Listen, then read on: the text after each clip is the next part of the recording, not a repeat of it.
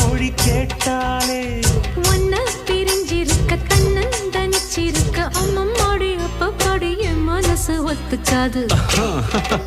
செந்தூர பாண்டிக்கு ஒரு சோடி கிளி கூ